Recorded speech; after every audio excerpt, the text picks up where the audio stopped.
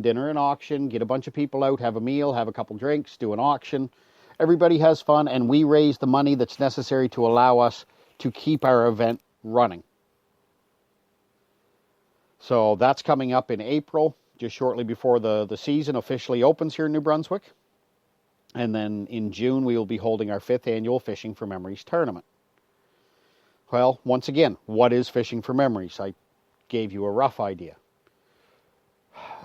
Fishing for Memories is a day that it doesn't matter how old you are, how big your boat is, how fast your boat is, if you even have a boat.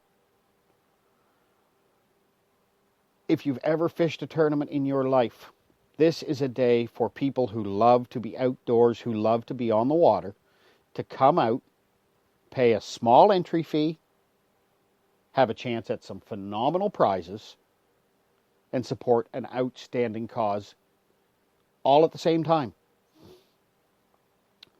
We do 3 classes: kids under the age of 12, youth 12 to 18, and then adults 18 and up, obviously. The highest entry fee anybody's going to pay is $25 for the adult class, plus a $5 fee to get in on the Lunker prize. And then there's 50-50 draws, a day full of activities, barbecues. Last year we even did a live music event in the evening. It's just a chance to get out on the water.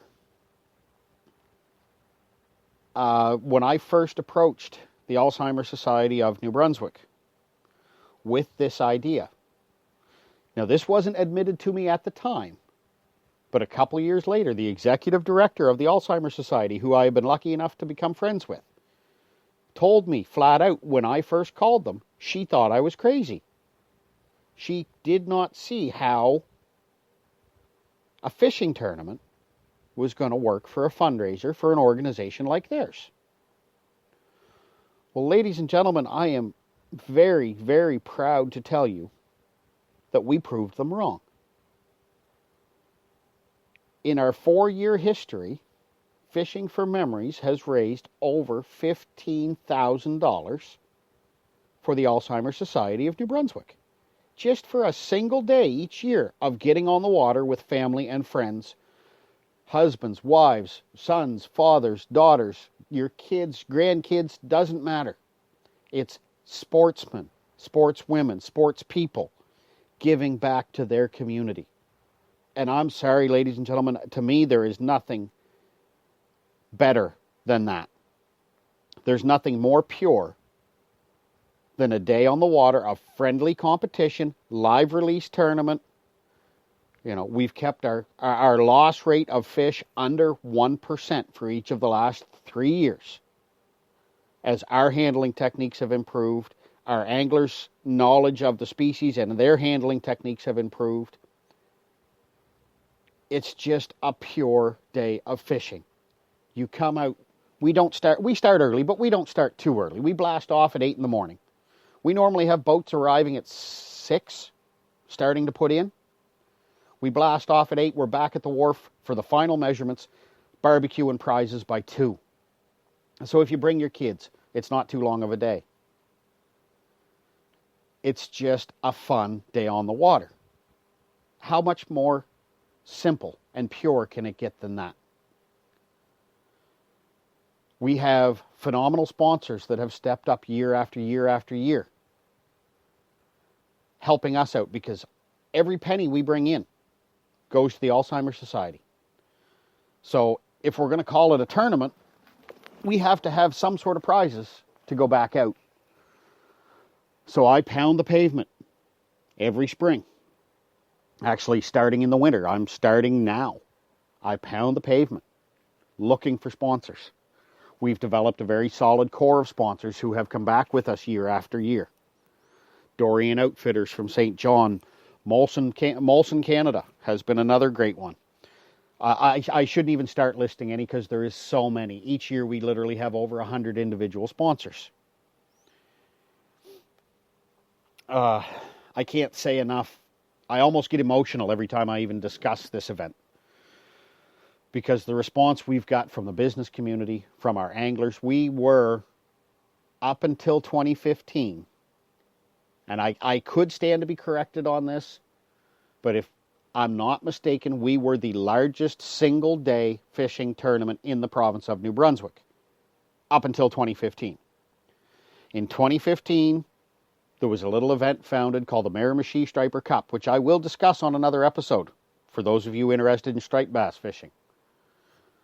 But when the Striper Cup was founded, they surpassed our totals. But we average 150 anglers on the water annually. That's a lot of people. The community that we host this in, the community I grew up in, has a population of 150 to 200 people. We almost double the population of that community for a single day every year.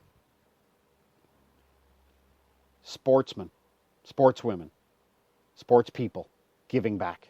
Anglers giving back. This is the type of activity that people need to see from us.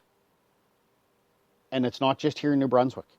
This is the type of activity, the type of community-mindedness, the kind of sportsmanship that we need to display as anglers all across North America. Because the more we do for our communities, the less likely we are going to have problems when we go to a community and we say, we want to use your launch facilities and host a tournament from this location. The more likely we are to get those communities on board with us when we are hosting an event. We'll get their hotels to offer a deal. We'll get their restaurants to say, yeah, we'll open an hour earlier so your guys can have breakfast in the morning, or your anglers can have breakfast in the morning. These are the partnerships that we need to forge within our communities.